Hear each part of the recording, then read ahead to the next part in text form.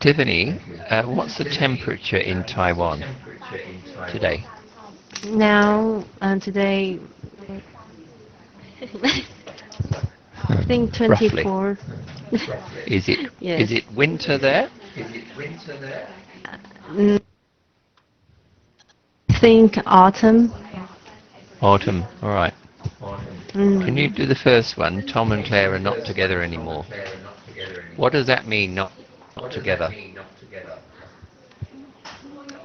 um, they broke up. That's right. You've answered the question. They're broken up. You could actually. Oh, sorry. That's one. Which is the One of the incorrect question. one? One of this. Yeah. Um, broke. Yeah. So that one's not correct. So that's actually the answer. Thank you, Tiffany. Thank you. Phoebe.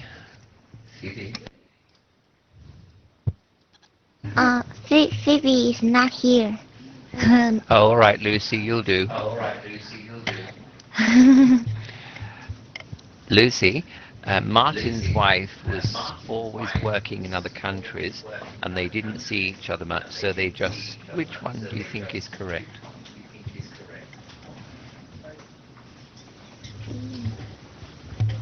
um, B. Yes, that's right, grew apart. Um, this is the past tense. What's the present? What verb is it? So what verb is grew, the past tense of? Grow. That's right. And if you grow up, or if you grew up, what does that mean? I become older. That's right, you become older. How old are you, Lucy? 18 years old. All right. If I was to grant you a wish, do you know what a genie is?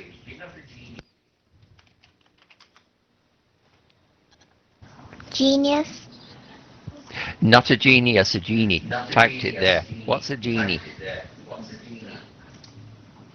Um, Genie is someone who has magic power.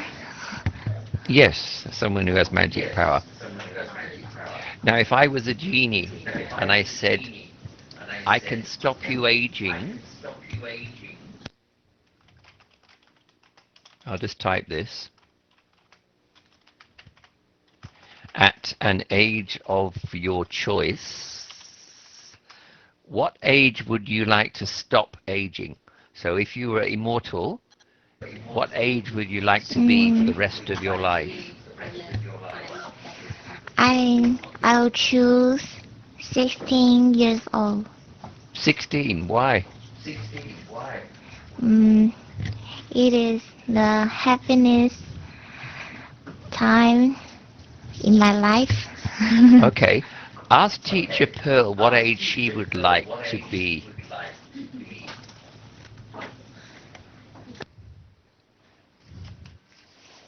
So Pearl, what age would you like to be if you had a choice? What?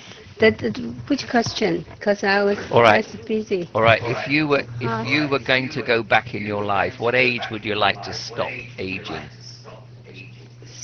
18, of course. 18. Yeah. I think I'd like to be a bit older, perhaps 25. All right. Thank you. EJ, Hi. Hi. what age would you like Phoebe to is be? back. Huh? Pardon? What age would you like to be? I'll go back to Phoebe in a minute. Mm, 25. All right, that's a good age. All right, I don't 18, think 19, Clara. 19. 19. Oh, too late. You're 25. You're an old woman now. All right. I don't think Clara was seeing anybody during their relationship. There was no which one? D. You know, it is actually D. If you were going to put the best word in here, which one would you choose? Which one do you think's best for this sentence?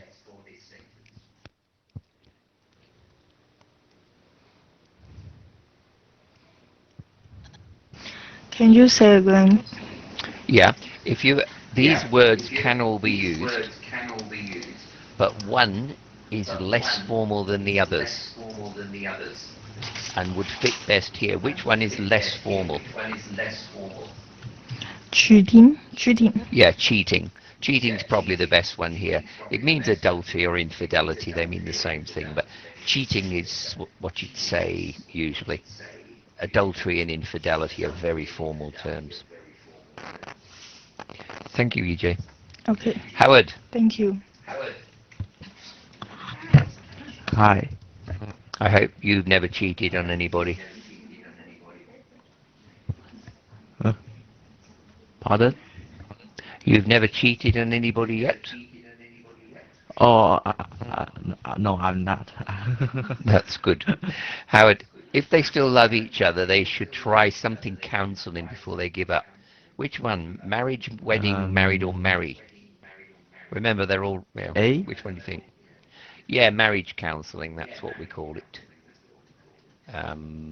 What is marriage counseling, do you think? Tell me what it is in your words.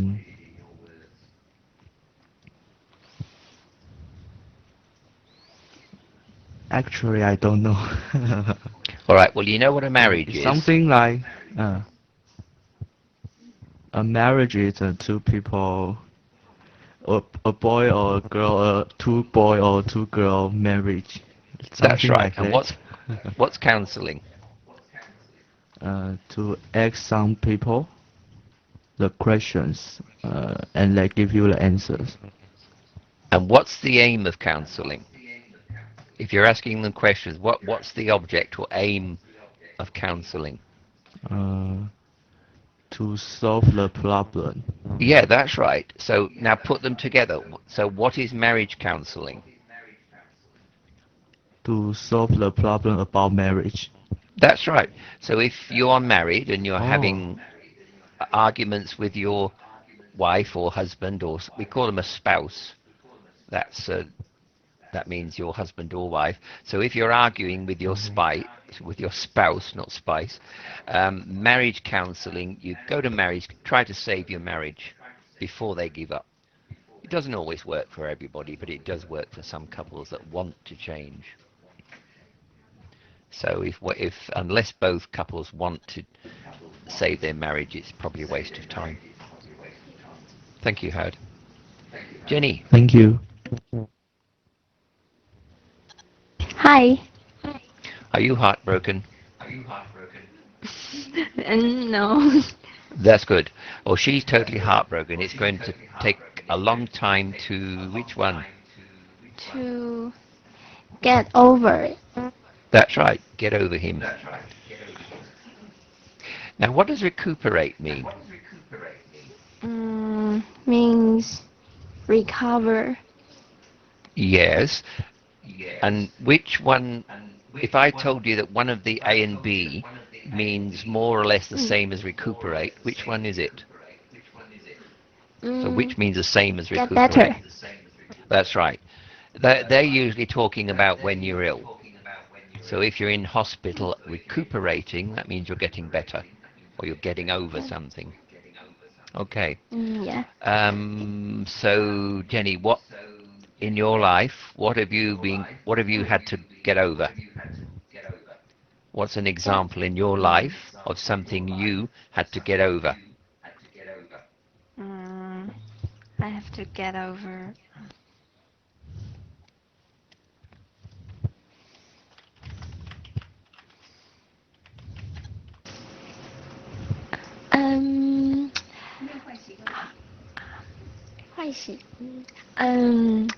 Sometimes I have a bad habit that I can make a decision very quickly. Right. I Yeah. have to think. You have to think. Now, if I said to you, get over yourself, What does that mean? If I told you to get over yourself, what does that mean? In that tone. Get over yours. Get over yourself means I don't know. Stop being such a pain in the bum. Don't be too. Conquer your Different- bad habits. Yeah, that's right. Conquer your bad habits is a good. So if somebody's annoying you or if somebody's making you angry, it could be your brother, it could be your partner, it could be your teacher. You might say, get over yourself. That means stop being a pain, stop being difficult, start being nice. Okay. That's informal. You wouldn't write it, you'd say it. So next time you have trouble, just get over yourself.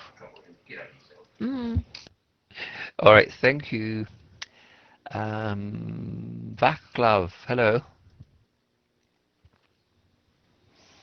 Hello. Vaclav, one day you'll meet someone else. There's plenty more fish in the... Which one?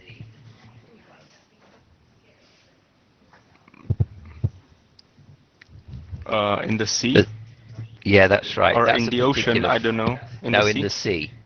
We say there's plenty more fish in the sea. What does it mean? Given the context of the sentence, what does it mean? It means that there are many boys in the world. Yeah. Yeah. She will, So there's a she lot will more find people someone to choose else. from. Like you'll find somebody else, you know. Everybody thinks there's only one person, but there's lots of people you could be happy with. Do you have the same sort of thing in your country, Vaclav? Same sort of expressions and things in your language? I think we say the same, well, translated into Czech, that there are hodně ryb v moři, but it So means it's the this- same translated. So, Okay. yes. Thank you. Right, too, but what about turkey? What do you say? There's plenty of more turkeys in the oven, or what? Yeah, it's almost the same situation, I think. Okay. Sorry. Are you okay? Yeah, I guess I am okay. I will be okay. All right. Thank you. I'll ask you a question in a minute then. Have a good cough.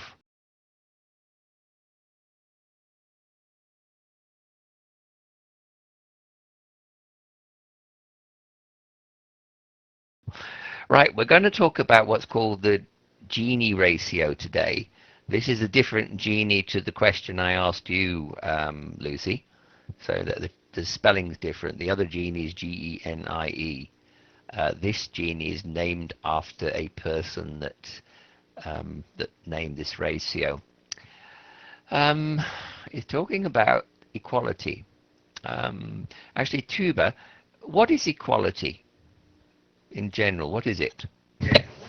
Its equality means you have the same rights Yeah.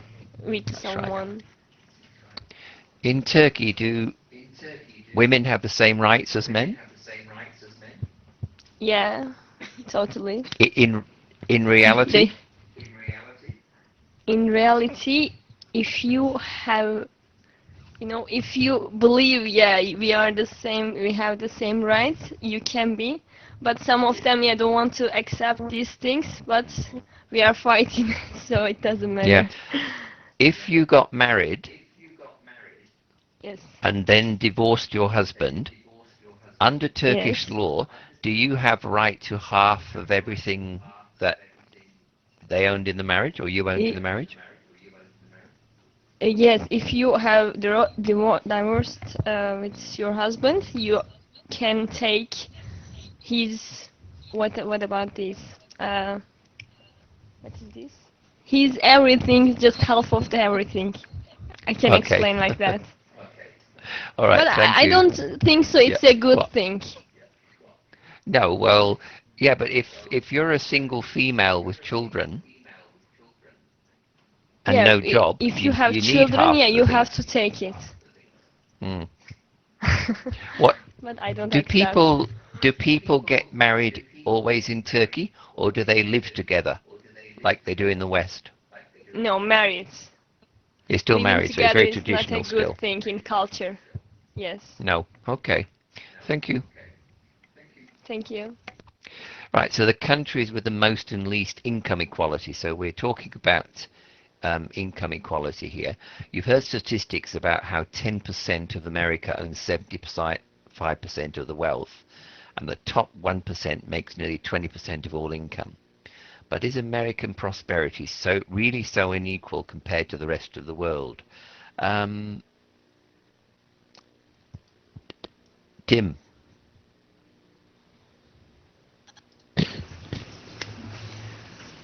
Can you explain in your words? 10% of America owns 70% of the wealth, and the top 1% makes 20% of all income.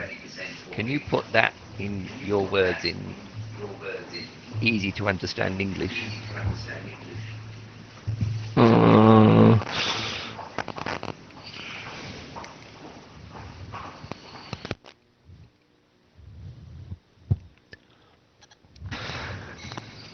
If there was $100 and Yes. 100 people, and 10 people have $75. All right, 10 you're people share correct. $75, and 1 people earn $20. Right. So does this mean that there is income equality in the United States or not? No. No, there is not really. And this is the same in most countries, that a small percentage of people, so here 10% of the people own most of the wealth in the country. So in other words, 90% of people, how much wealth do they have, Tim? So in this case, how much wealth do 90% of the people have? 25%. That's right. So it's very unequal. And they're saying that 1% of America's population make over a fifth of all income. Now, thank you, Tim. Thank you. Tim, which group would you like to be in? Would you like to be in the 10% or the 90%? Of course, it's 10%. Say I gave you the choice between happiness and riches. Which one would you choose? So you have the opportunity to marry Tuba and live happily ever after, or you can say, no, I don't want Tuba, I want $1 million.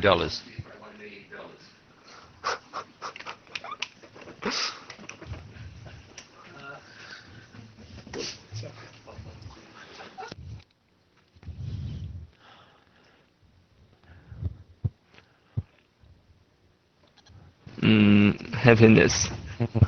Happiness. All right. Why have you chosen happiness? Let's leave Tuba out of this. Why have you chosen happiness?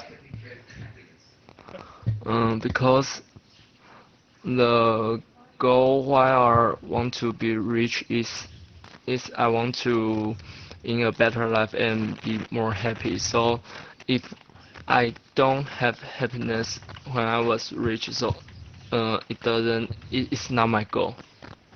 No. Do you think it's easier to be happy if you're rich?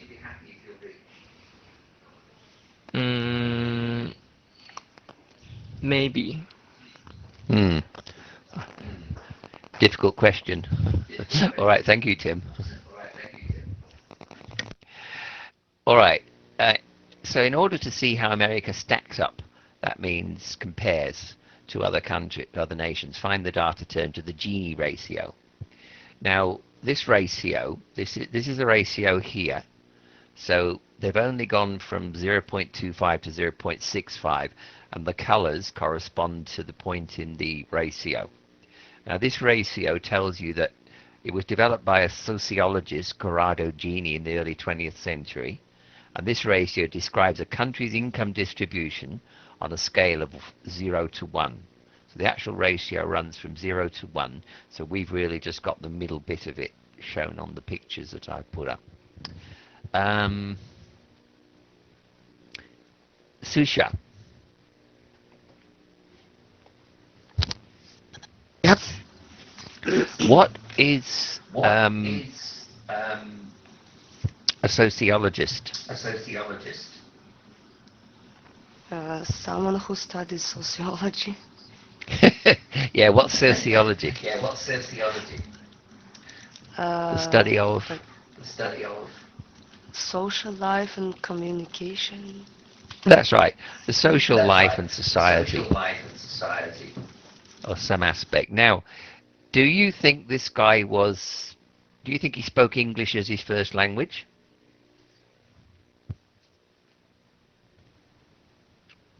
No.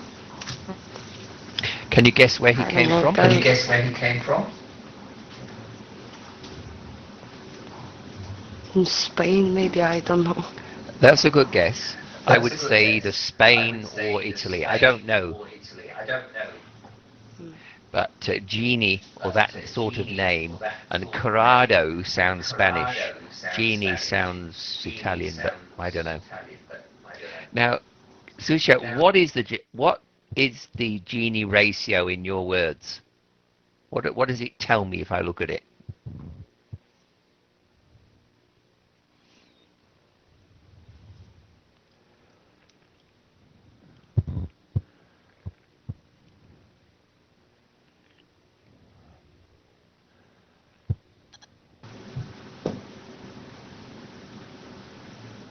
Like how the income spreads in the country.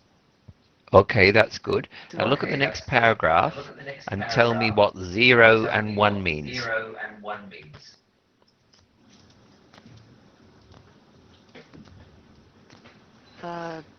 It's close to 0. It's more equal, and 1 is not equal. Good. Yes, so if 0 means that every person in the country makes the same, and 1 means that just one person makes all the money. Is a Gini ratio of 1 possible? No. No, probably not. Unless it was a very small country of one person. All right, thank you, Susha. Thank Now, you. the United States ratio is 0.41. So they are very roughly about here. They're in the green bit. Wait a minute, getting mixed up here. Now, actually, Sandy. Hello. Which one of these is America? 1, 2, or 3? So which is the US? 2. Good. And what is the green one, number 1? Canada. Good. All right, since you're very clever, what's that one? Uh,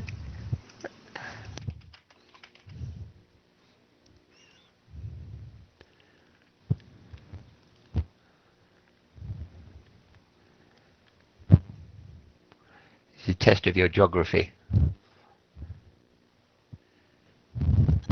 England. No, this one's England here. Oh. This is very cold up here. And it begins with G and ends in land.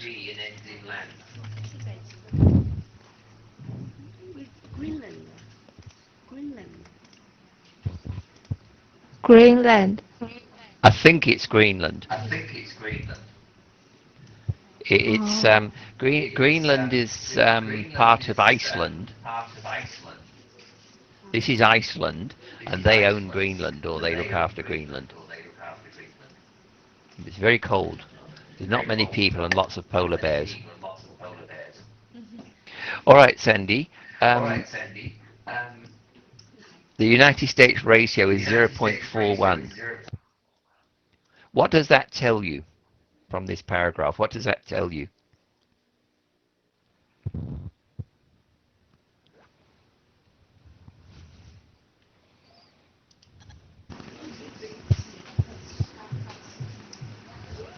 Um,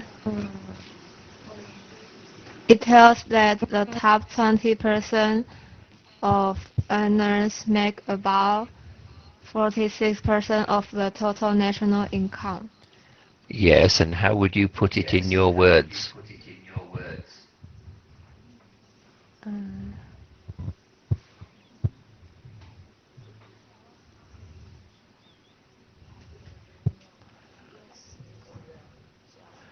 You could say most of the national income. um, I think most of the income is belong top 20% of the earners. That's right. Is that fair?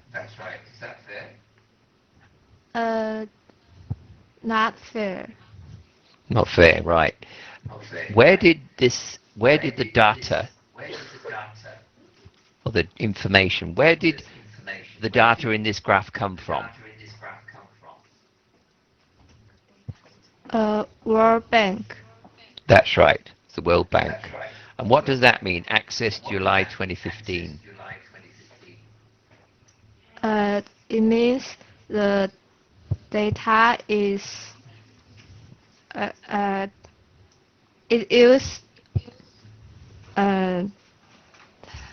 2015 July's data. That's right, that was accurate at that point. And what's the source? It means where the data is from. That's right, that's good, Sandy, thank you. Now, if we go to the second slide now, I've left this same graph, the same picture all the way through because it's of some, you can refer to it at least. So the United States ratio, that's the same as we said. The countries with the most equal income distribution tend to have Gini ratios between 2 and 3. So about in this lower group. And they give examples of Sweden, Norway. However, that said, the top 20% still make nearly double their share of the national income. So even in countries where there is some equality in income, the top 20% of people still make most of the country's income. Right, Jay. Hello. What's your geography like? How good are you at geography?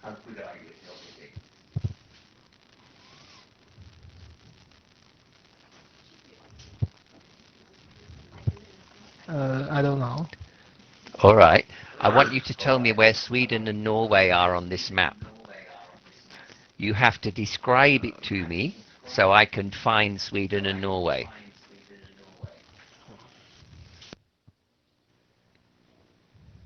North Europe. Yeah, all right. Well, Europe's here.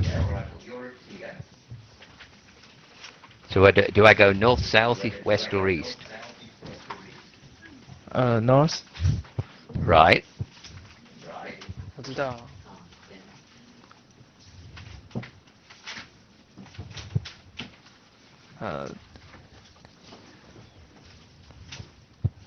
Sweden is next to Finland and Norway. That doesn't help me. I still don't know where they are. Okay. Describe it. You know this is Britain. Yeah. What country is this place? The huge yellow area. Russia. That's right. So that's Russia. That's Britain. So where do I go from there? Between Russia and Britain. Yeah. Which country? What color? Green. Norway is green Yeah. and Yeah. Sweden is grey, I think. That's right. So one of those. I don't know which is which. I can't remember. But that's right. The left one is Norway, the middle one is Sweden, and the right one is Finland. Okay. I'll take your word for it. My geography is okay, but not fantastic. All right. Now, What is special about Norway and Sweden? Why have they mentioned them here?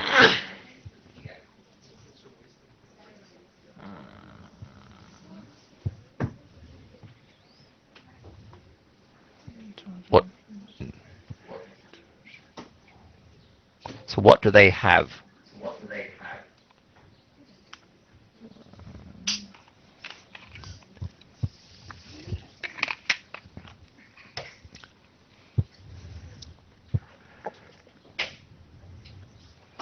They has the most equal income Yep. distribution. And what's that equal income distribution? Most of the population. Means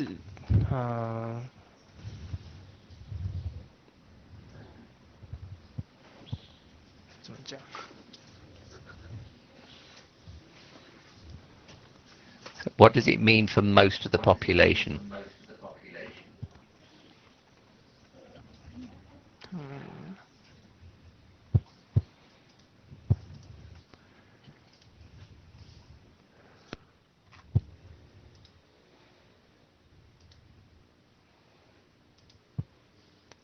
Most of the population have. most people has equal income. Yeah, they have an income to manage with, so it's not too bad. But most of the top 20% are still very rich. So, Jay, where do you think you will be in 20 years? Will you be in the top 20% or the other 80%, do you think? 80%. So you need to be more ambitious. What's ambitious?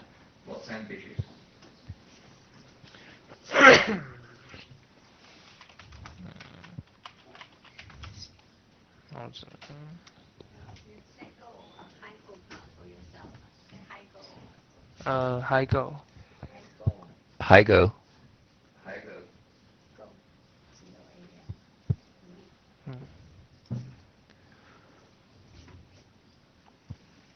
More confident to myself. Yeah, you've got to aim higher. Have more confidence in yourself. Now, ambitious, what's that, a noun or adjective?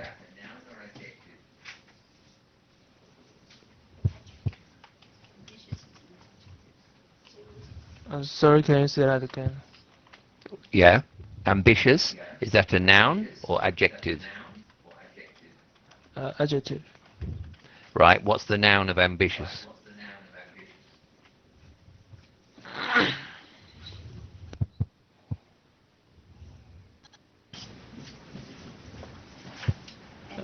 Ambition. That's right, ambition. So what's your main ambition at this stage of your life?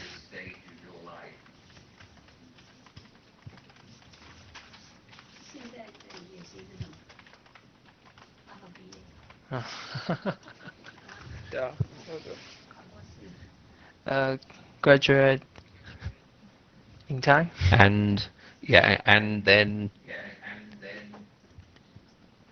Get a job. I that's think. right, that's fair enough. That's the usual ambition at your stage. Lily. So, Right, so your ambition is to graduate and get a job and sing. Now, um, in countries with a high Gini ratio and thus high inequality, at least new generations can work hard, ascend the income ladder, and join the top 20%. Put that paragraph in your words. What's it? What is the question?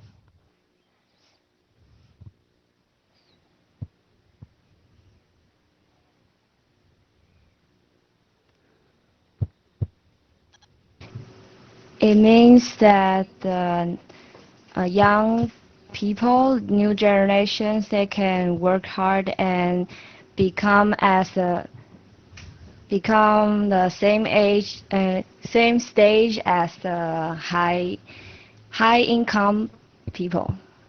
Yeah. Do you think that's join their likely group. that the new generations can go into that top earning 20%? Do you think it's likely for most people? No. Yeah, you're probably right. It's possible for some people, but not many. It says, unfortunately, the Gini ratio is highly correlated with another metric called intergenerational earnings elasticity. Now, while it sounds complicated, earnings elasticity simply describes how closely a parent's income will dictate the future income for his or her child. Now, let's just break this up a bit. What's intergenerational, Lily? What does that mean?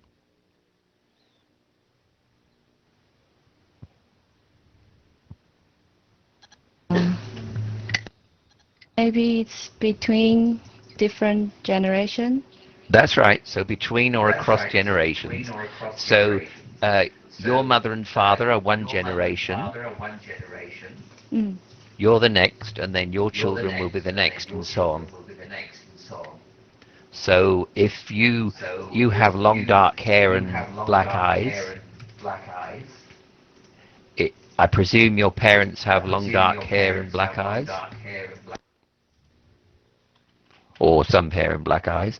So that is an intergenerational characteristic. Mm. So anyway, what's elasticity?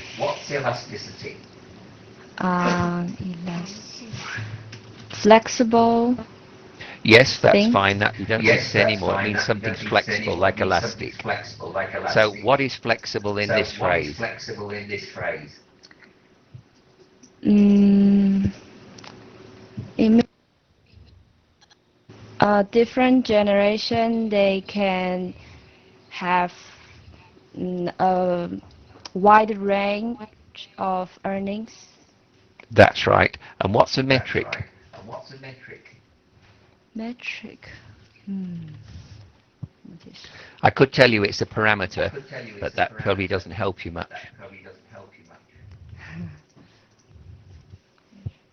So what are metrics used for? To measure something. Yeah, that's right. They're a measurement or descriptive tool. For example, where I work, we use Google to advertise, and Google has advertising metrics. So I think there's one called click through. So if we put an advert on a website and somebody clicks it, a Google metric measures it and say you've had, I don't know, 50 click-throughs in the last week. So a metric is a way of measuring something. So here, this thing, intergenerational, actually, can you say it?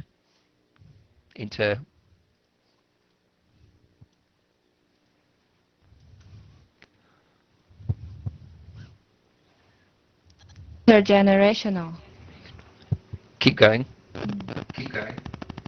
Intergenerational earnings elasticity. Or, yeah, that's the word that's difficult.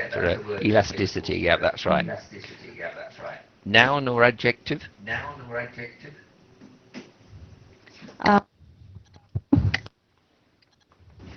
Now. And what's the adjective then? Elastic. That's right, elastic. Now, it just describes if your parents' income is such a level, it will dictate, it will influence your future earnings. So let's say that your parents are professionals, Lily. Does that mean they're high income or low income if they're professionals generally? Generally, professionals have high income.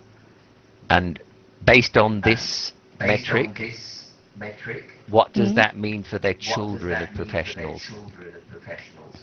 It their means earnings. that the professionals' children may have high income as their Yeah. parents. It just depends, but yes, that is the prediction from that metric.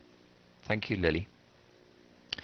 All right, it turns out that most unequal countries, like Brazil, are also the most stagnant in terms of intergenerational income changes.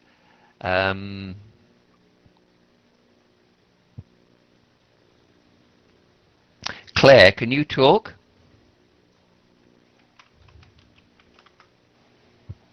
I know you're hiding in your bedroom. Can you talk today?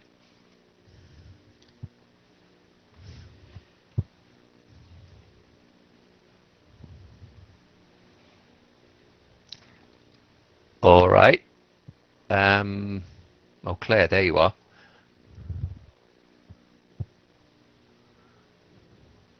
Hello, Claire. Can you hear me now? All right, I can hear you, Claire. Can Pearl, can you hear Claire? Uh, sorry? All right, Yes, Claire. I think. Oh, good. All right. Okay, I can hear you now.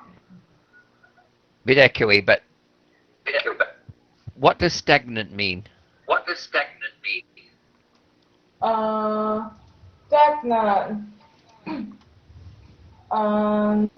Sorry, I don't know. All right. It means that something doesn't change much. So, in this sentence, what is stagnant? So, in this sentence, what is stagnant? It means, it's economic depression. That's right. Now, can you put this sentence here in your words? In other words, rich families tend to stay rich, while poor families tend to stay poor. What does that mean? It means, the poor family is hard to be rich. Yes, that's a good way of putting it. A poor family, it's hard to be rich. So, do you agree with that, Claire? Do you think that's true? I think it's true. Because? Because I feel now the rich people will be more rich, and the poor people is hard to get That's opportunity right. to be rich. Mm. Do you have lotteries in Taiwan? Do you know what lotteries are? It's we have lottery. How are they very valuable? What sort of money can you win? So if you win a top prize, is it very high? Is it millions of dollars, like in the West? I don't play lottery, but I saw the bonus in the news where more than 7 billion. Okay. All right. Thank you, Claire.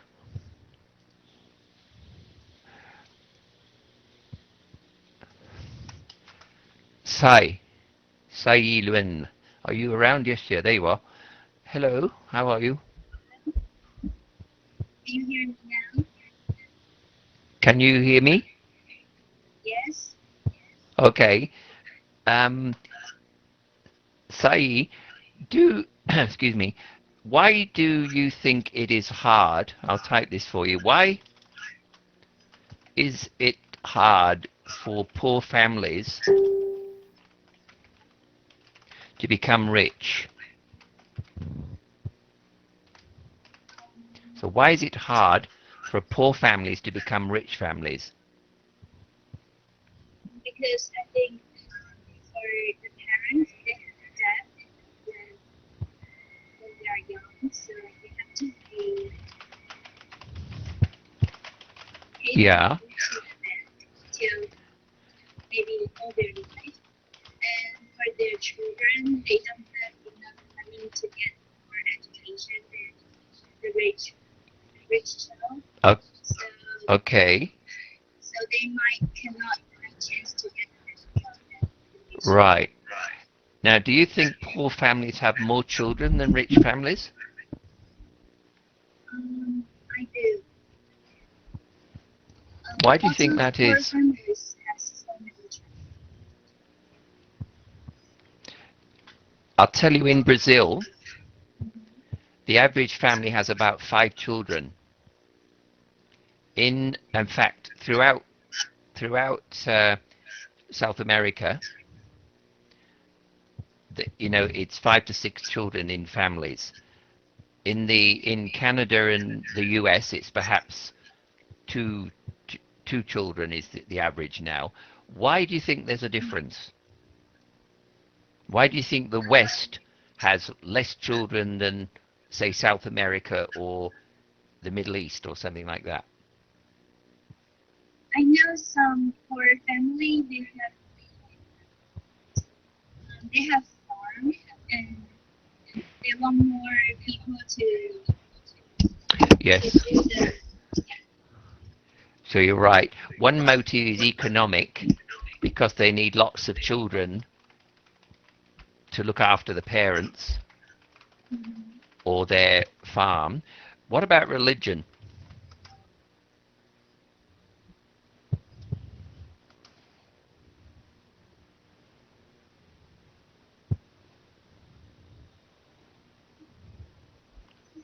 Do you know what religion most of the South America is?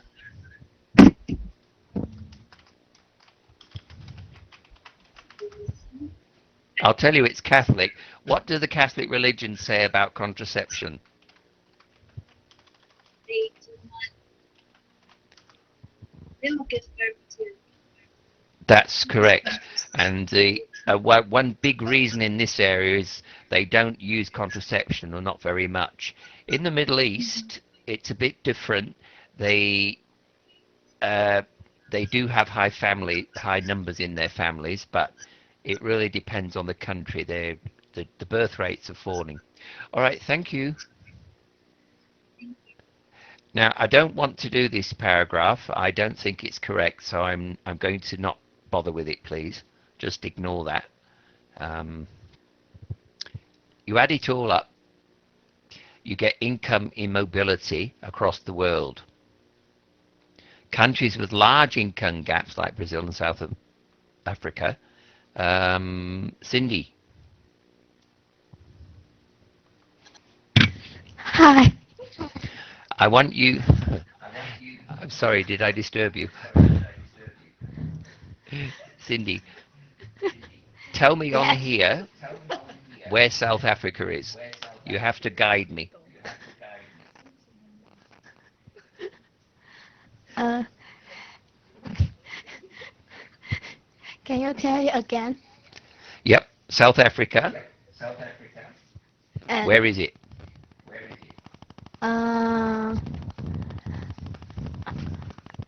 South If Africa. I tell you Europe's here, And where do I go? here. North, south, east, or west? All right, South. okay, fair enough. Now, which bit of here is South Africa? What color is it? Yellow. No, Red. that's right. Orange. This bit, orange, red. That's South Africa. Right. It, if I tell you Morocco, this is Morocco and Egypt. Morocco is at the top of Africa. How are you going to describe South Africa? Where is it? And you're not allowed to say bottom. You've got to use another word. So it is at the something of Africa. The the southeast All right. You of could say the Africa. south of Africa. Have you heard of a word called the tip? Tip of Africa? Chi.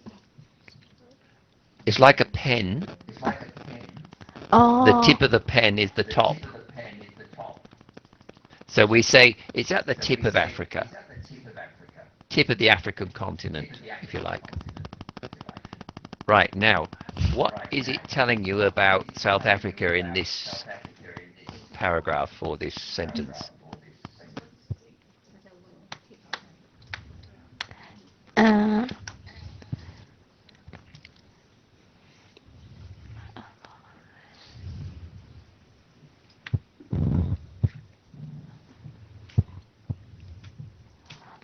the data say uh,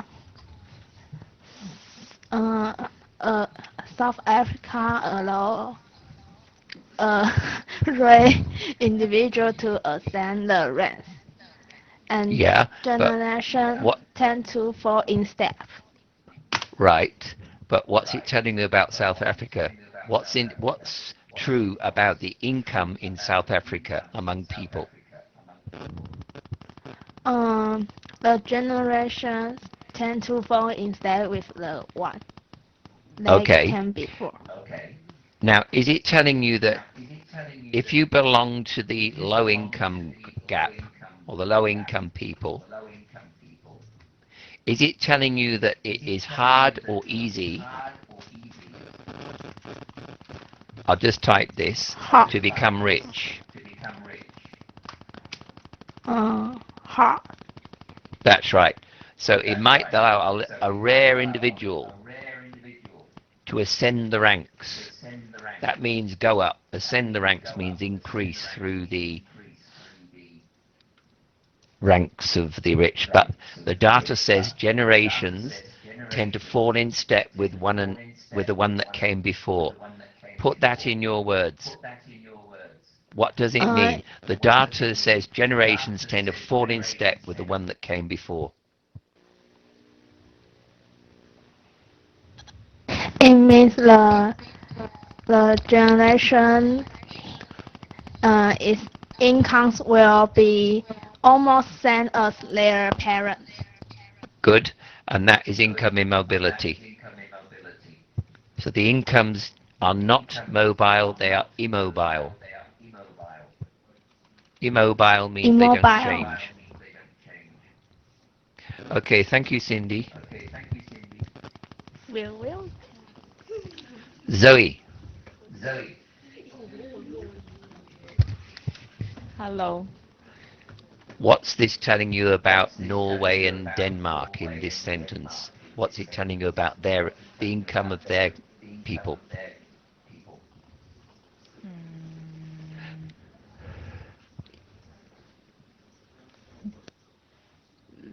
Mm, their income are equal. Yeah, they're more equal. They're not equal, but they're more equal than elsewhere. And if you have more equal income, what is the consequence for people? If the income distribution of a country is more equal, what is the result for the country?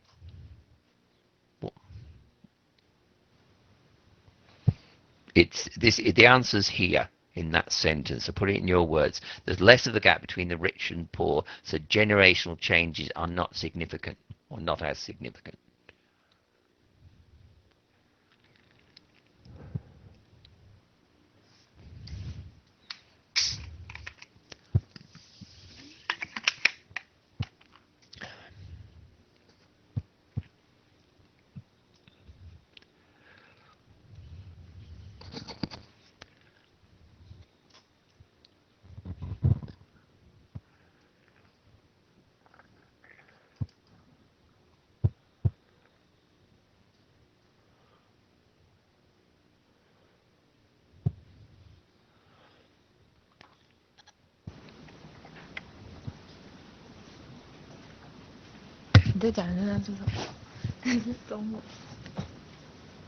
Can you? All right. I'll ask you a question, Zoe. Denmark and Norway, they have a more equal income distribution. So that means that most of the population have got a reasonable income. So there's two consequences. What are they?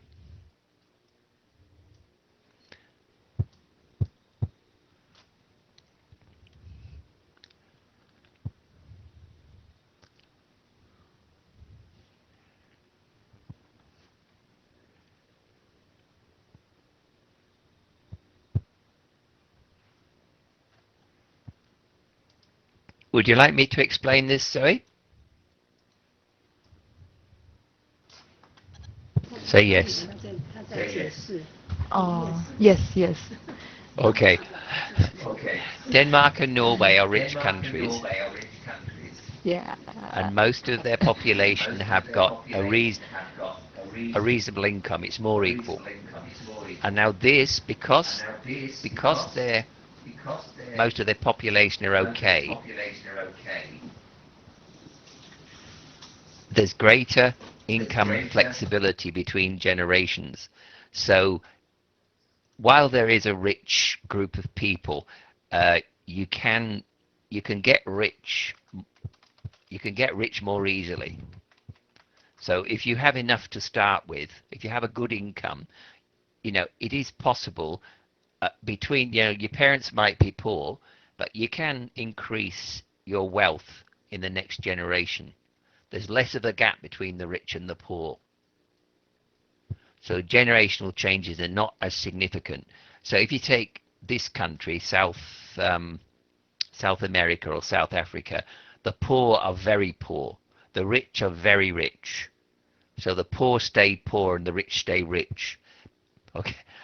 So the poor stay poor and the rich stay rich. That's in countries where the rich are very rich and the poor are very poor. However, in countries like Europe, even Taiwan, I think, if you work hard, you might be richer than your parents. So Zoe, is that your ambition? Would you like to be richer than your parents?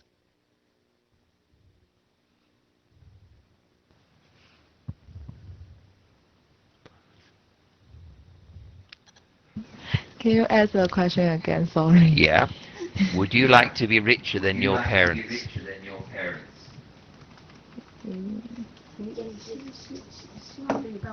Oh, yes, yes. Because? Because because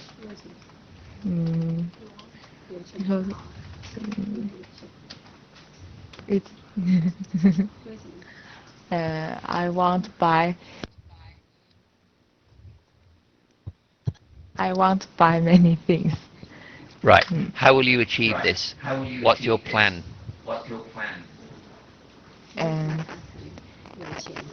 find a good job. Right, that's half the battle, find a good job. How about a rich husband? They call that fast track riches.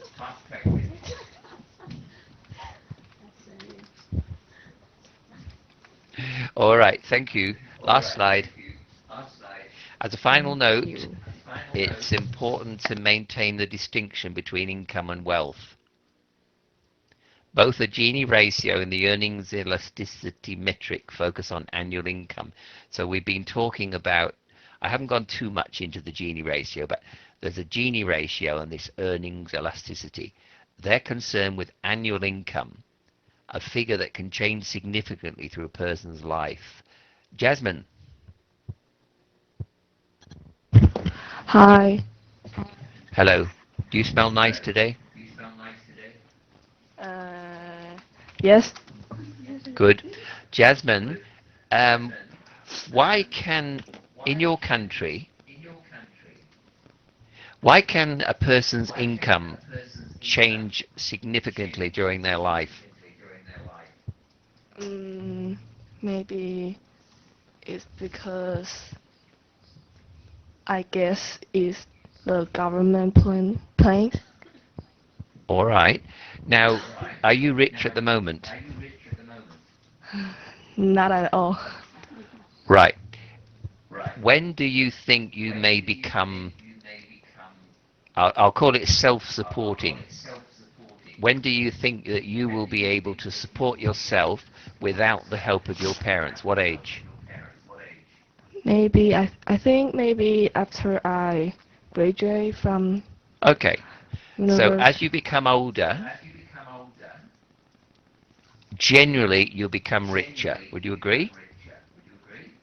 I think I agree. Yeah, that's true for most people. Not all. Depends what happens. So it says here, consider 61% of American households count themselves among the top 20% for at least 2 consecutive years. So, but these are middle-aged people. So for a couple of years, over 60% of Americans are in that top 20%. But married professionals tend to break this barrier in their 40s or 50s, once partners are earning a solid salary at the same time. Jasmine, put that in your words, this sentence here. So it says, married professionals tend to break this barrier, so this barrier of being rich, once both partners are earning a solid salary at the same time. What does that mean?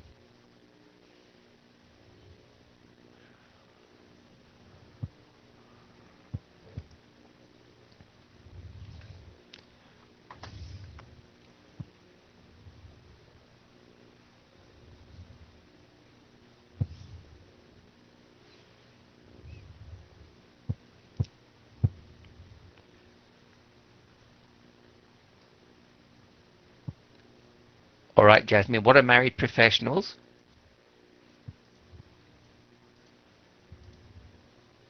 Oh no.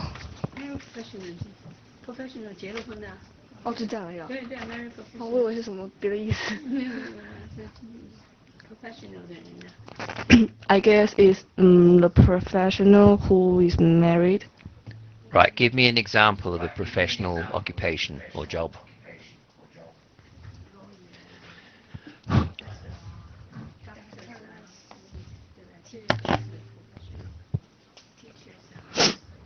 Doctors, teachers. All right, doctors, teachers, lawyers.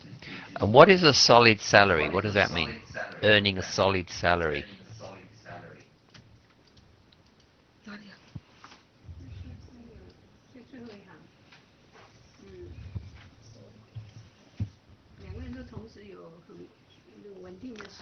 I think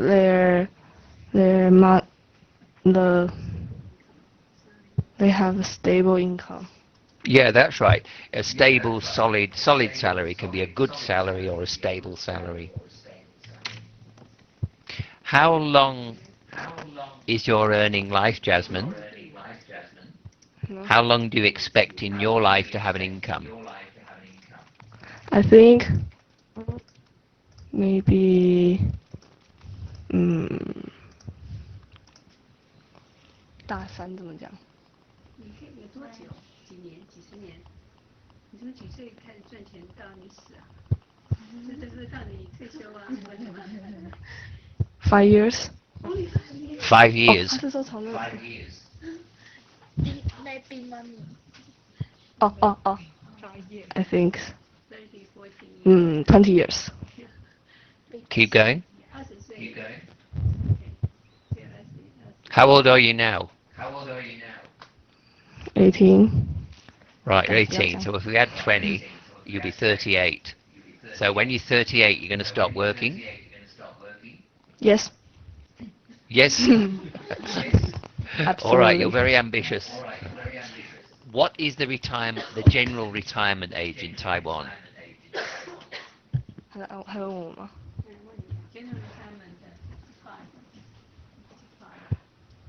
？65. Right, 65 minus 18. What's that?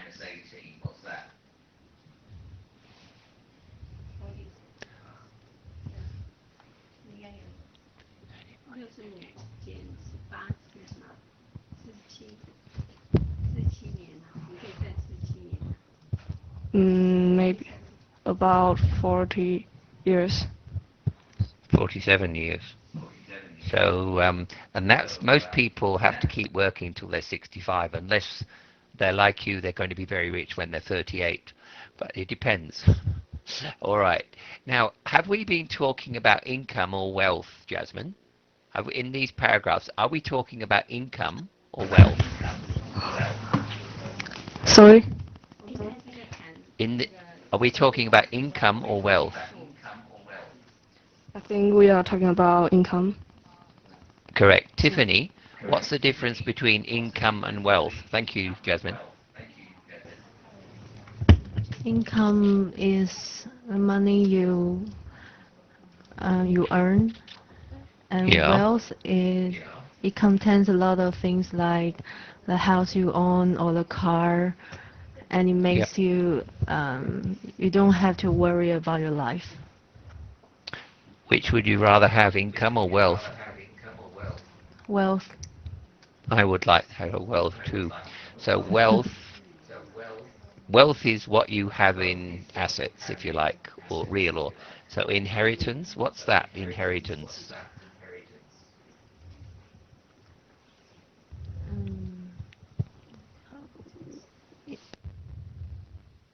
Sorry, I think inheritance means that your parents gave something for you. That's right. Thank you. Howard? Thank you. Howard, wakey wakey. What's investments? Let you buy the company stock. That's right. Jay? What are lifetime savings?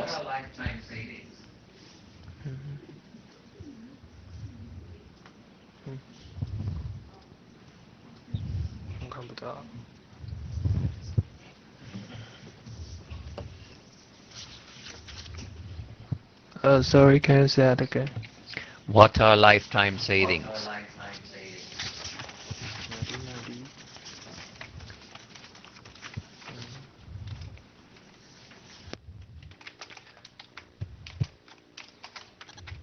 Sorry, it's nothing show on my screen, so I can't see anything. Oh, why is there nothing on you? What about the big screen in the classroom? 没有，我跟他的都没有东西啊。对啊。OK，那你就看这上面，我跟大家讲一下，因为我很少。All right, Li Yi.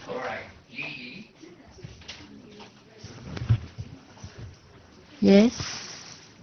What are lifetime savings?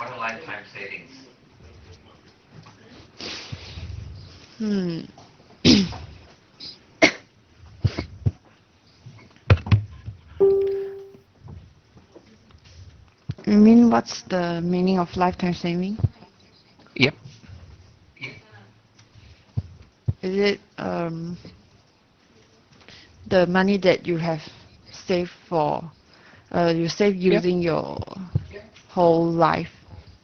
That's right. It's just the savings during your lifetime. Now, 3 things in this paragraph contribute to American inequality. What are the 3 things, Lee? The 3 things contribute to American inequality. What are they?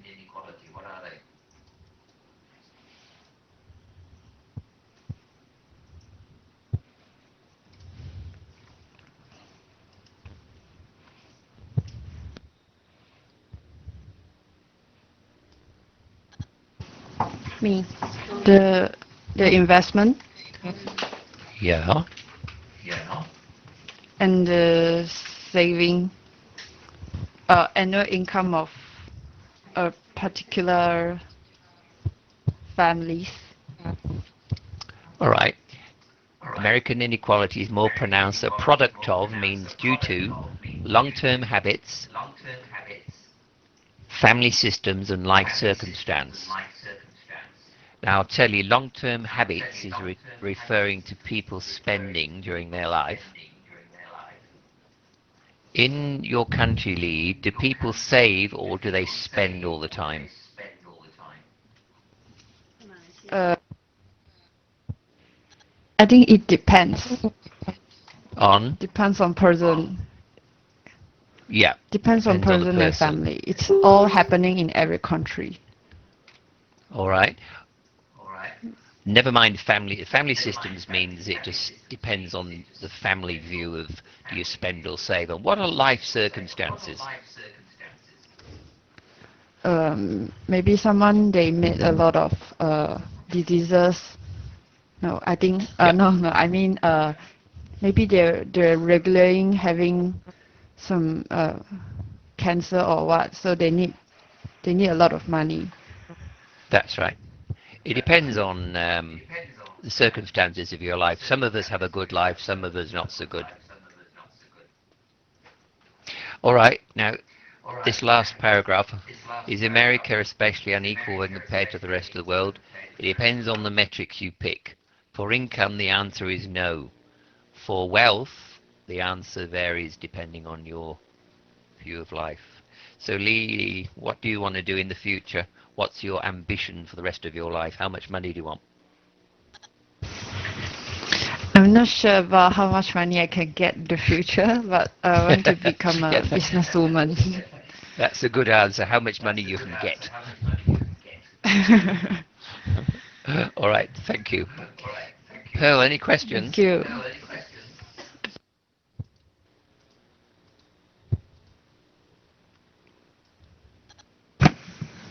No, you want to go to the second part later?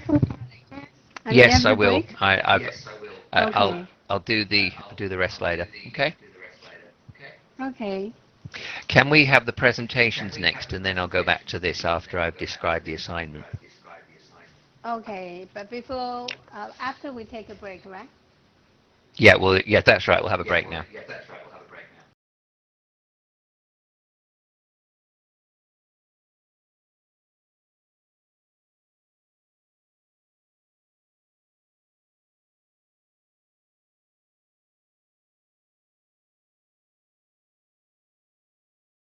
Today we are going to present the cultural differences in selected countries and regions. My friends Tiffany and Jenny, I'm really happy to work with them, and Nicholas should listen again. Now this is our agenda. First I want to start with my country, and then we are going to play a mini quiz game. This is about some countries, the interesting features, and we are going to select the first winner. And then we are going to talk about the Brazil, Russia, India, and China. And then if you have questions, you can ask us. Let's start with Turkey. The Turkish people say that, without a doubt, the absolutely best way to see in person all these beautiful places to visit in Turkey is by taking some of Turkey tours. It's a really cool sentence. Now I just want to start with a video. I'm sorry, some of them already watched this video the last week that I present in the class, so we have to watch again. Can you open?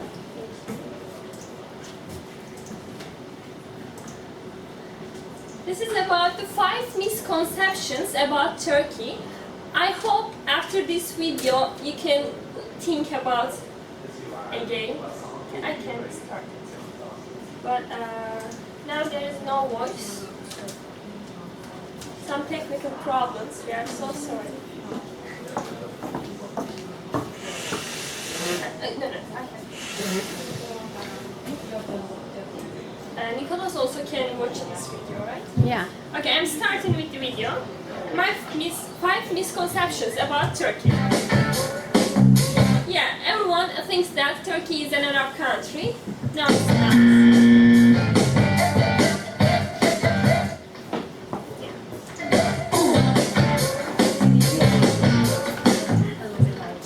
Louder? Okay.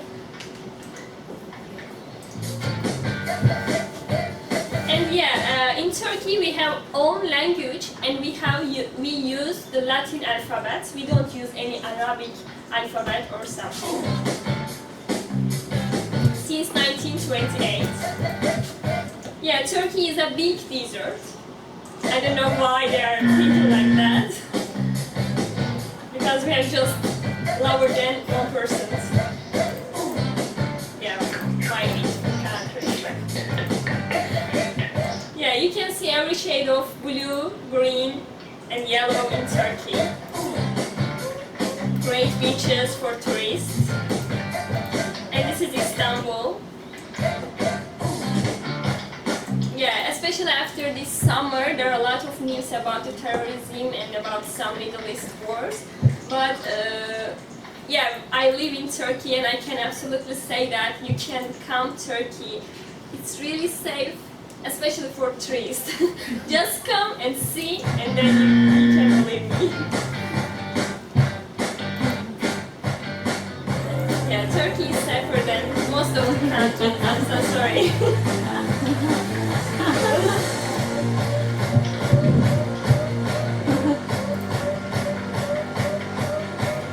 Yeah, this is the most popular misconception about Turkey. Yeah, Turkey is a secular government. We are not Muslim country. We can separate the religion and the governmental issues. Because of this, we cannot say that Turkey managed by some dictatorships. Yeah. No problem. Okay. So yeah, most of the people in Turkey are Muslim, but this has not affected the governmental issues.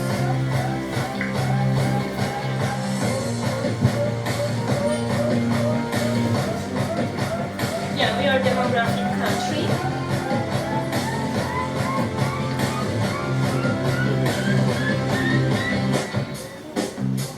Yeah, this is another misconception. Daesh is a terrorism group. We are also fighting with them.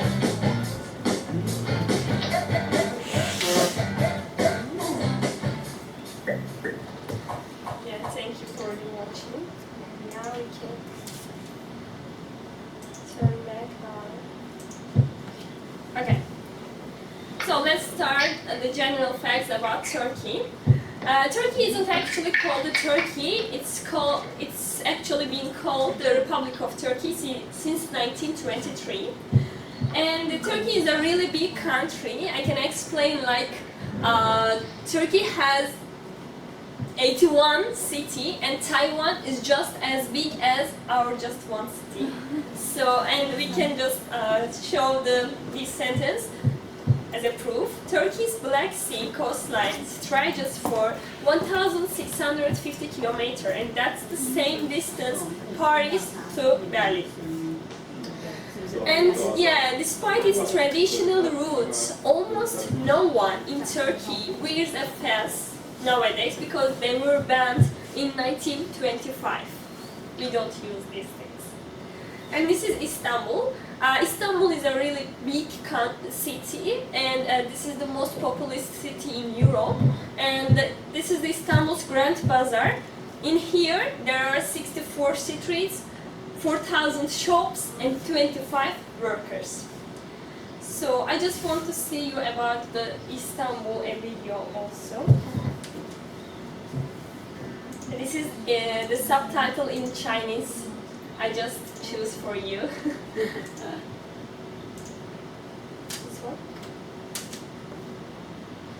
No.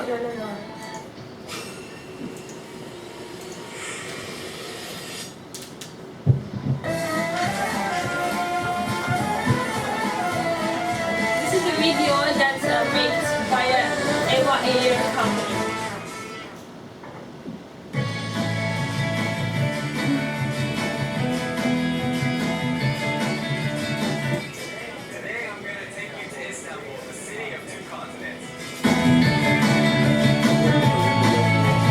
With Europe at my back and Asia in front of me, this is the Bosphorus, the slender strait that gracefully separates the two continents. Living between Europe and Asia is a part of daily life here in Istanbul. You can literally do everything between the two continents. Every day you could pass from one continent to the other on a ferry like this one, while feeding the seagulls and having a hot cup of tea. Imagine if that was your daily commute and you wouldn't even need a passport to do it.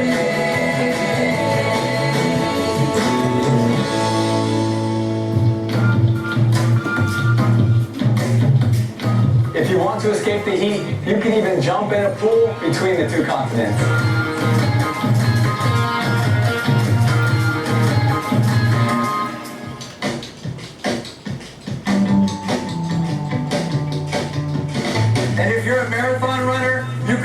from Europe to Asia in the Eurasia Marathon.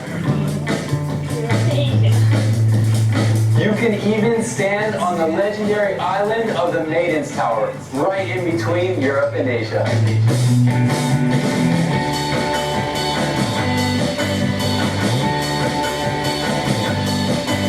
Discover all this and more in Turkey, home of 2 continents. Yeah, we have 2 continents in Asia and in Europe. After the Istanbul video, now I'm gonna talk about some interesting facts about Turkey.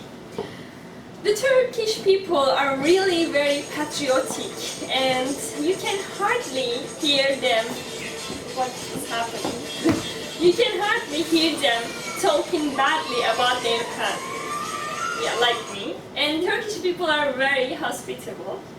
And this is the interesting information. Kisses the hand of the elderly is a traditional sign of respect in Turkey. They are kissing the hand is like the first thing, kissing and then putting their hands. Yeah, this is interesting facts about Turkey. And Turkey has the highest number of Facebook users in the world. This is bad actually. And Turkey was among the first countries, especially today when Nicholas asked me, the women and the men are equal in your country. Yeah, I can show him the proof.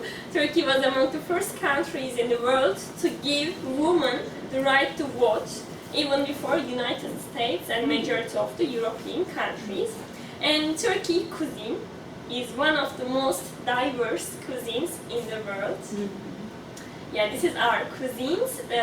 The most of the Taiwanese people know the ice cream, the Marash ice cream. It's really strong and you cannot eat the one time. And this is our kebab. Everyone knows the kebabs in Turkey. So if you can come to Turkey, I can absolutely, invite very delicious meals. And now we are going to talk about the other countries. Today we are going to focus on cultural highlights, differences in selected countries, and business styles of regions. But before starting, we just want to play a game with you. Can you please open your website, the Kahoot It, this link? Can you please enter? And this play includes some questions about the different countries. It's really interesting and entertaining game. So in here,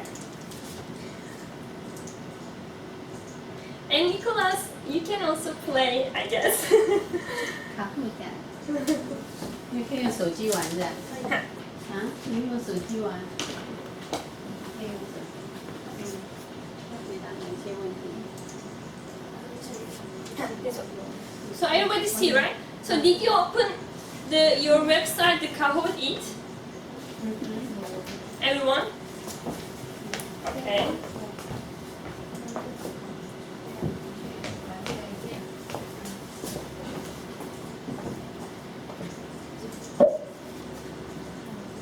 Everyone is ready? So this is the game pin for the quiz. So you can enter these numbers on your computer.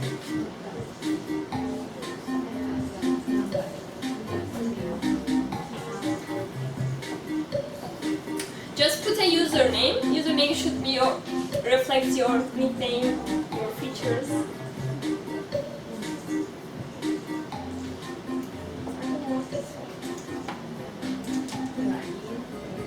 Yeah, now we have 8 players: Lily, Tim, Sandy, Susha, Rashak, Sandy, Greg, EG. Who is GGGG 00000? Yeah, so how many people in the class?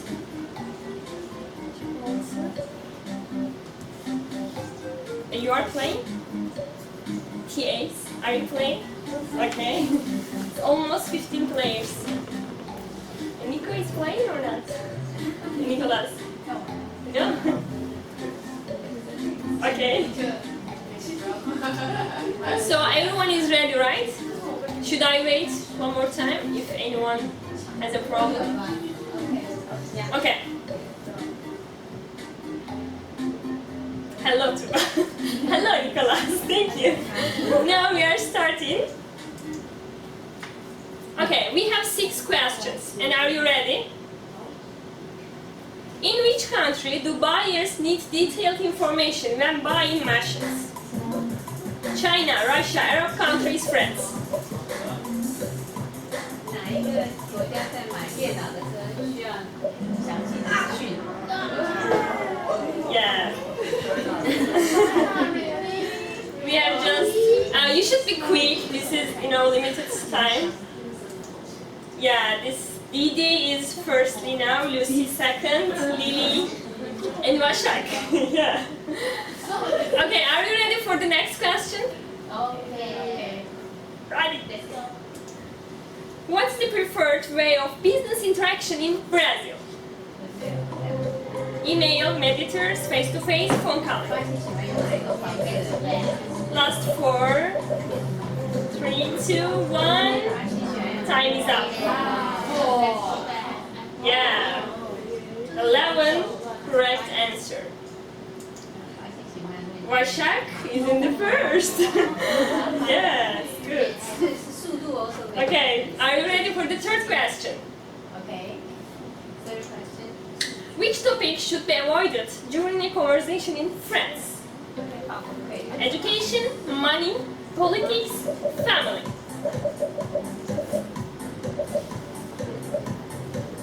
Last seconds, time is up. Yeah, money isn't the first topic in the France. Washak is going too fast. Washak, did you steal the questions? Maybe you should, I don't know, you did already from the microphone. Okay, and we are going. What's the main determinants of social status in Arab countries? Family position, personal accomplishments, religion, and education.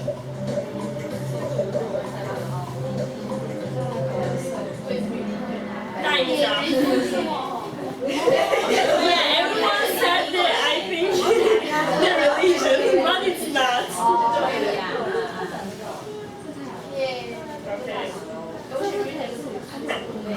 Okay, are you ready? The other question? Russia is really good for this game. Yeah. Yeah. Which of the following is true about doing business in Russia? My voice is so hard.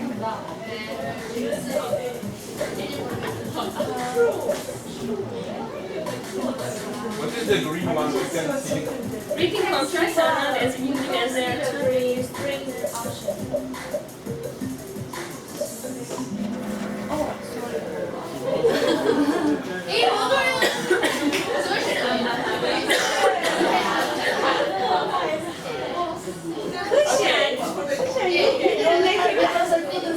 We couldn't see the green. Really? Oh, I'm so sorry. You should say. I'm so sorry.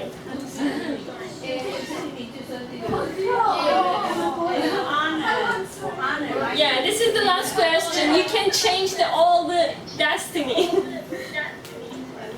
When meeting an Indian businesswoman for the first time, you should.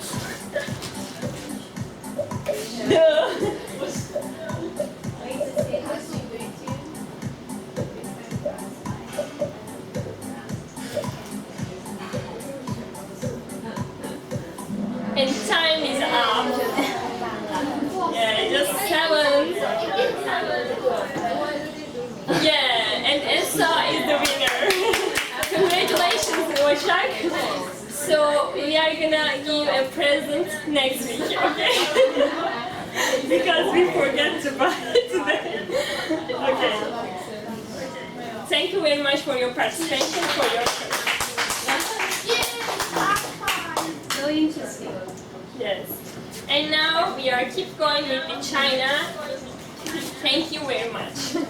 Thank you too much. And after the interesting game, we are going to introduce some cultural facts about China.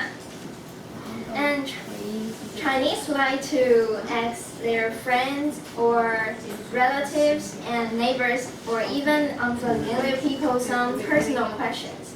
And they don't think asking personal questions are inappropriate. And also there is an entire etiquette that revolves around the proper use of chopsticks. Chinese think of chopsticks as important things, and they avoid using chopsticks to making sounds, and that makes them look like maybe beggars. And also, compliments aren't usually accepted. For example, if I say, "Tiffany, you are the best," then Tiffany may say, "I'm not as good as you say," but maybe Tiffany thinks she is the best. But she has to respond to this compliment in a humble way. Yeah. And there are 3 topics that are typically taboo to discuss: Tibet, Taiwan, and Tiananmen Square, because of some political reasons. And you must know the last fact that Chinese last name come first, like Tiffany and I, and yeah, most of you.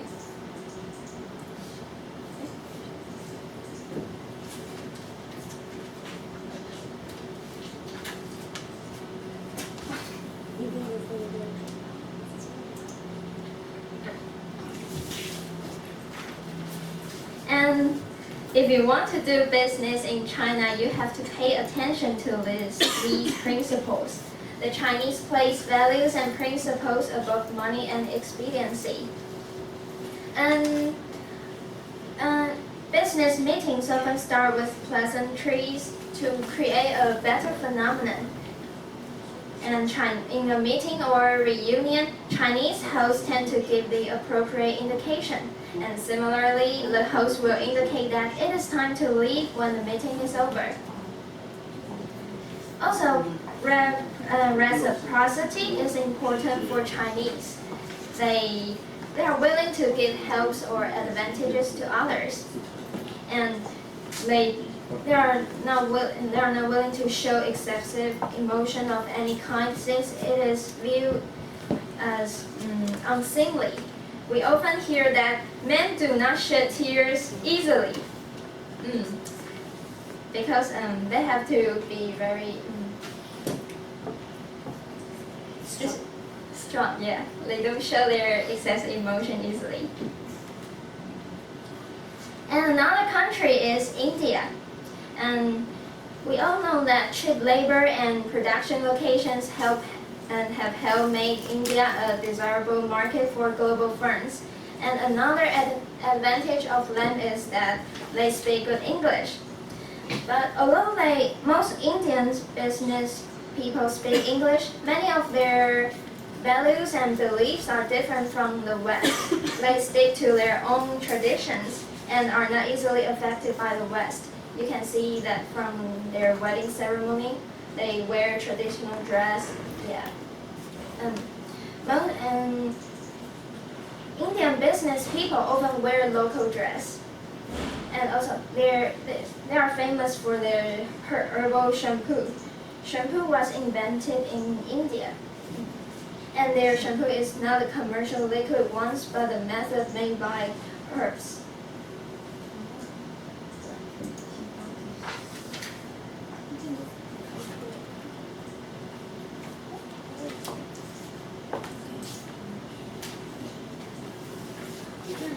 And it is important, if you want to do business in India, you have to focus on this. It is important to be on time for a meeting. But I think not only in India, but also in many countries, everyone has to be on time for a meeting.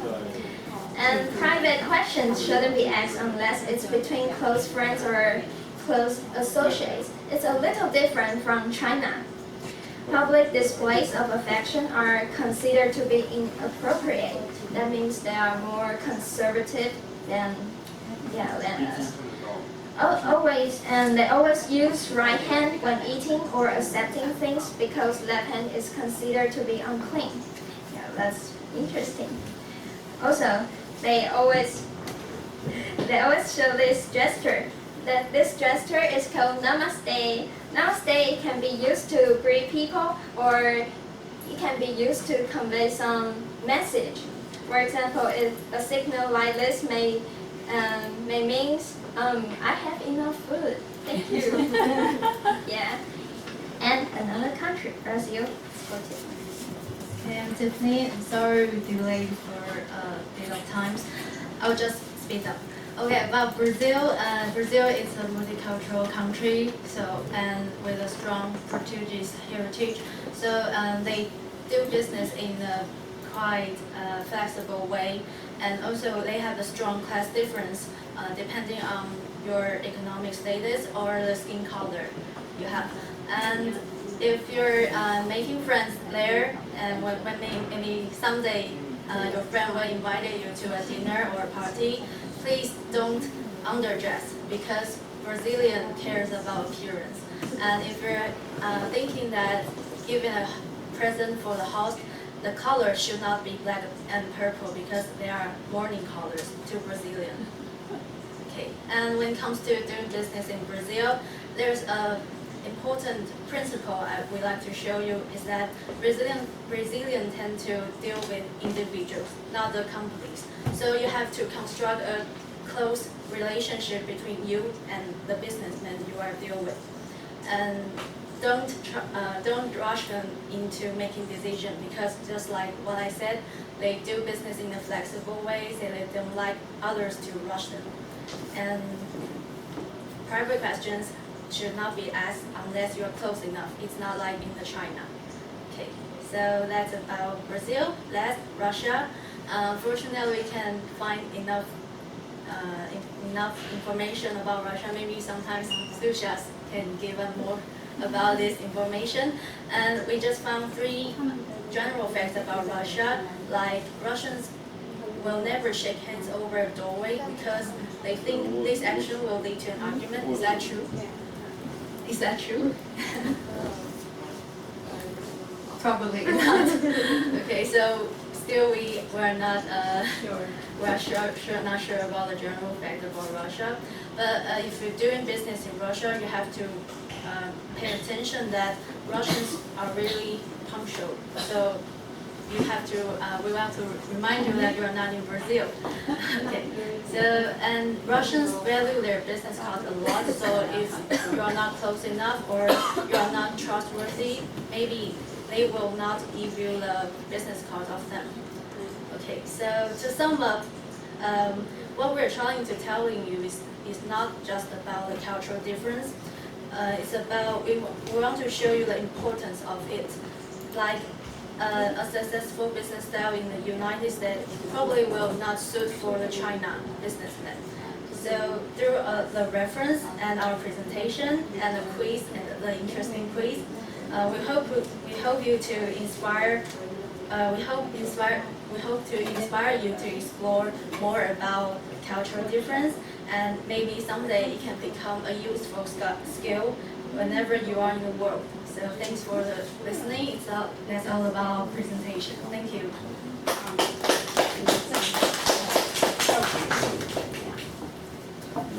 Do you have any questions about presentation, Nicholas?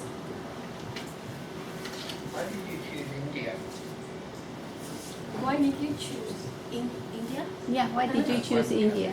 Why? Yeah, anyone?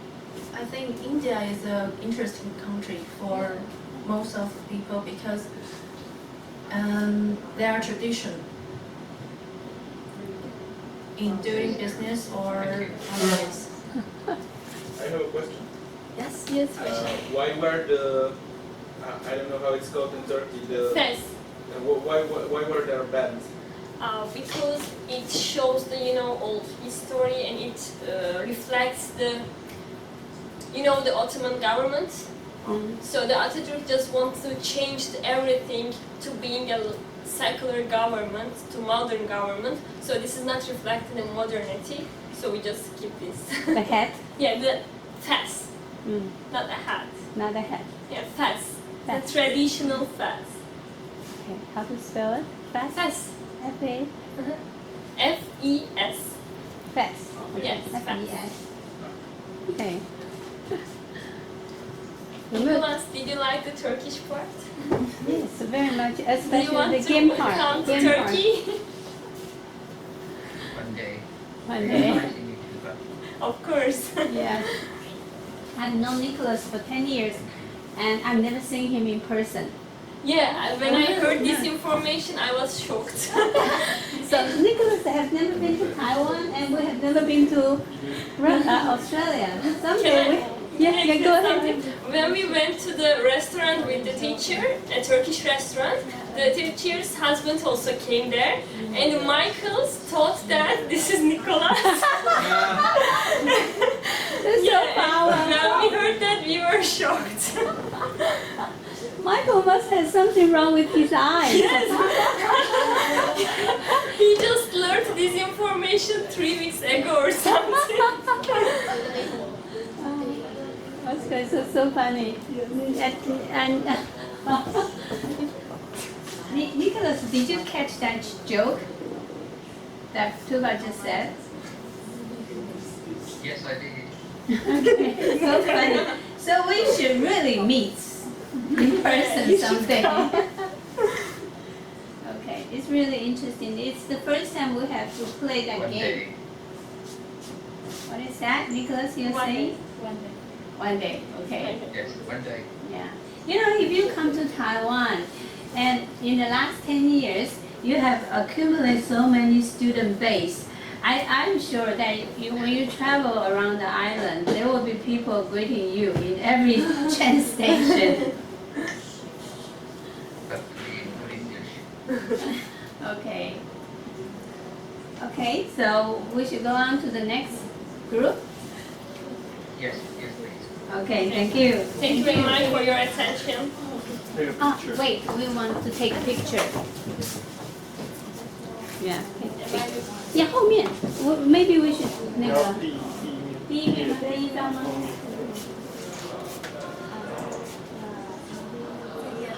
啊，这页。脸上有那个没有关系吗？还是要再过来这边。OK， 要不然脸上会有你要那个。 1, 2, 3. OK， 好。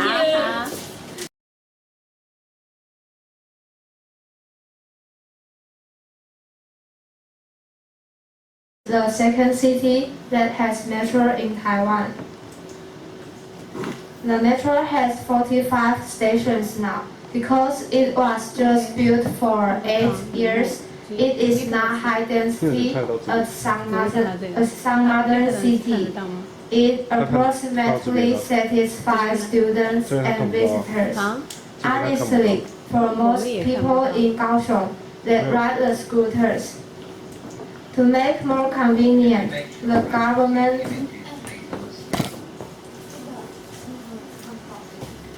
because of some operational problems, so we just speak and we will upload it to Nicholas later. That's be good. Just keep going. Okay, I will keep going.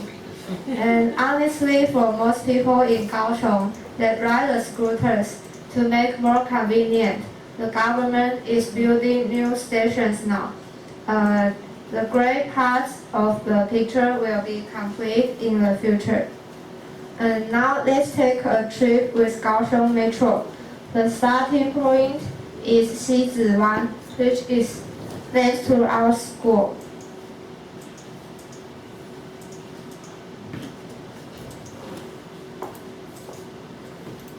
And you can see the grassland just beside the exit. That is a part of Guo'e Art Center. It is reformed by ancient rails. People can fly a kite or go on a picnic here. When the train is pulling in, a relaxed music sound.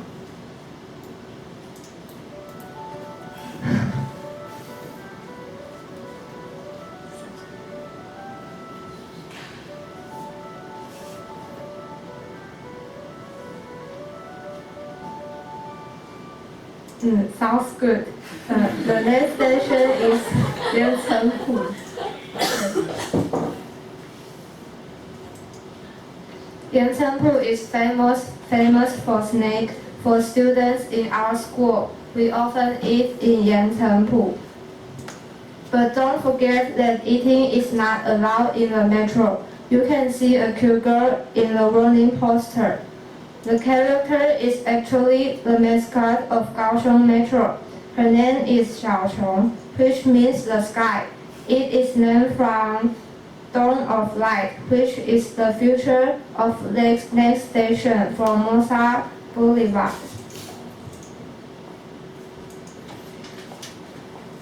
Formosa Boulevard station is known as Dawn of Light. When you walk into the station concourse, you will see the towers of multicolored lights support the Dome of Light, which is high overhead. The picture on the dome represents birth, growth, glory, and ruin. They are in honor of a history event called Formosa Incident. People fought for liberal democracy during the incident. There are many beautiful stations and places in Kaohsiung. The trip is not over. Wait for you to explore Kaohsiung with Kaohsiung Metro. Okay. And next, I'm going to introduce metro system in Taipei. About metro system in Taipei, Taipei Metro has been operated for 20 years since 1996. And you can see the route map here. It has 5 lines and 2 sublines. And totally they have 121 stations. And you can see here is Taipei City and Xinbei County. And Taipei Metro is only in Taipei area. There are 2 types of Taipei Metro.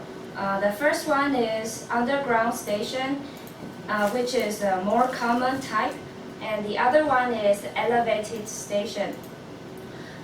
There are only some of route is built in elevated, and the car is much more smaller than the normal underground station. You can see beautiful scenes when you take the elevated train. If you take elevated route. So next, how can we take Taipei Metro? The first method is to buy a single journey ticket. You can buy the tickets in the machine in metro station. And the next method is you can buy an easy card. You can just deposit some money in a card, and next time you want to take the metro, you can use the card to take it. And here I'm show you some prices of the different 2 methods. The single journey ticket is 20 NT dollars, and if you use the easy card, it can have a 20% discount. And if you use the student card, you can also have the 20% discount. So I recommend everyone take the Taipei Metro system using the easy card. Next, let's see how busy Taipei Metro is. On normal day, there are many people traveling by the metro. The highest record is 3,028,347 people in a day. And this is a surprising picture during the New Year's Eve. People go to the New Year's Eve celebration by metro, so it is very crowded. Although it may seem very crowded and noisy, but there's still something interesting in Taipei Metro system. This is a beautiful decoration in one station called Nangang. And you can see a train painting on the wall, And so if you are waiting for the metro, you can see a train painting on the wall, and you can imagine a fantasy world, and there's a witch flying there. So I think it's very beautiful. And outside this station, there's some dolphins and fish decorations hanging on the ceiling. Yeah. And this is also very creative. And then next, I'm going to introduce this. This is a sculpture called Avis, the world in Avis eyes. It looks like a human body with a bird head. And I want to introduce it because many people, they will meet at this place because it's obvious to see, and some tourists see it, they think it's very weird. So this is I think this is special features in the Taipei Main metro station.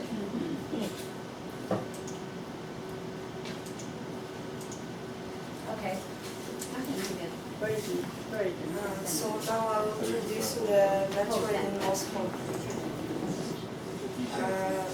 So it was opened a long time ago, like around 80-something years ago in 1935. And in the beginning it was only one line with 13 stations. But now they have 12 or 13 stations, lines, and like 2 or 3 more are in construction now. So for 2016, the Moscow Metro, excluding the Moscow Central Circle, there's different lines and then the circle that connects different lines. So excluding this one has 203 stations, and the whole route length is 339 kilometers. So like one of the most longest in the world. The system is mostly underground, with the deepest section 84 meters underground, and it's also one of the world's deepest stations. We also have elevated lines, but it's not common, and it's like barely no one using those lines.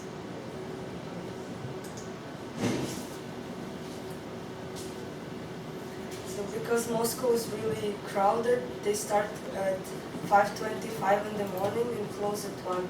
But it also depends from the lines and stations. Like the one that are more crowded closes later, or the one that are not really not used often, they close earlier.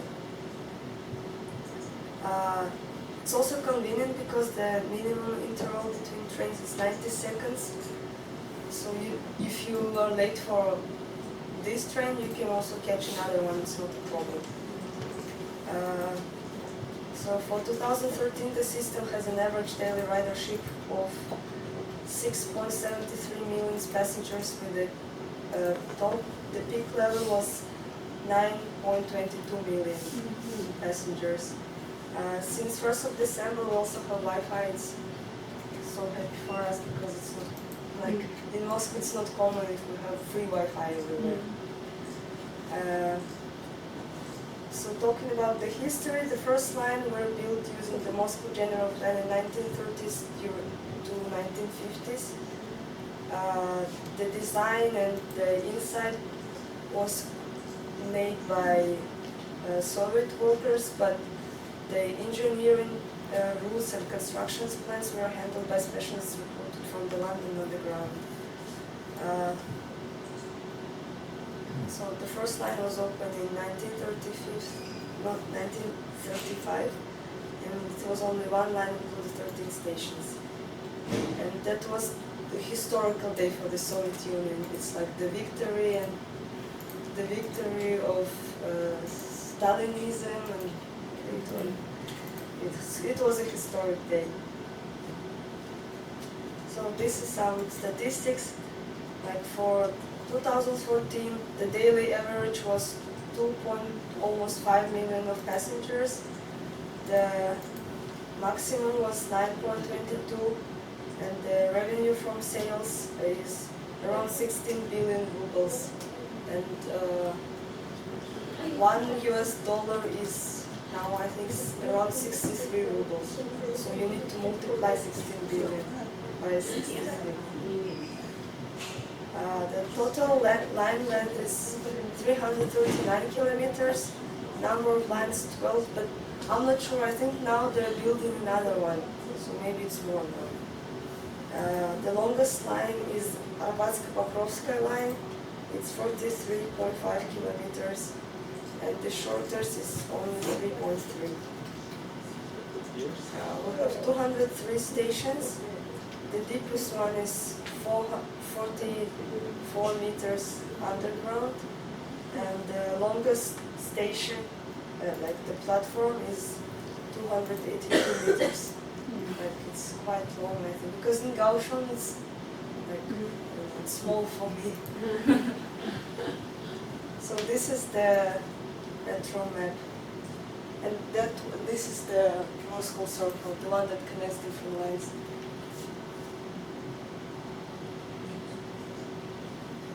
This is some pictures of, like, for us, stations like sightseeing, all of them, like not all of them, but most of them have different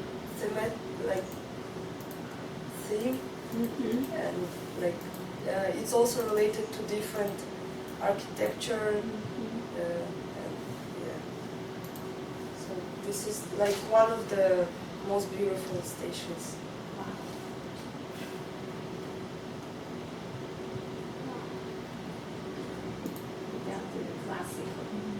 Yeah.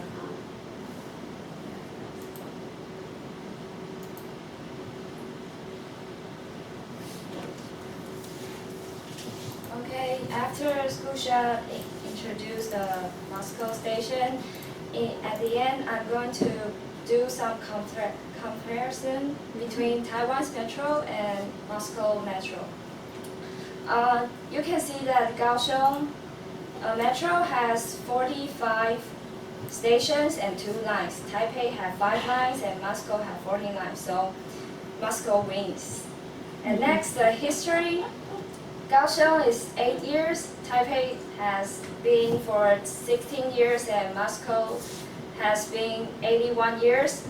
But the comparison is also always Moscow wins, so I'm going to give the first prize to Kaohsiung, 8 years, because it's the newest. And next, the highest record of passenger in a day, Kaohsiung is 275,000, and Taipei is 3 million. Moscow is 7 million, so Moscow wins again. And last is a fine of eating or drinking. That means if you eat or drink in the metro station, you have to pay some fine. Yeah. In Kaohsiung and Taipei, Kaohsiung has to pay $1,500 NT. Taipei is even higher, to $7,500. But in Moscow station, you can eat there. Eating and drinking is allowed. So for this one, Moscow wins again. I would like to explain, it's actually okay with you to eat or drink or do whatever you want in the MRT unless you disturb people. And like, for example, if you have an open plate with food, you're not allowed to eat.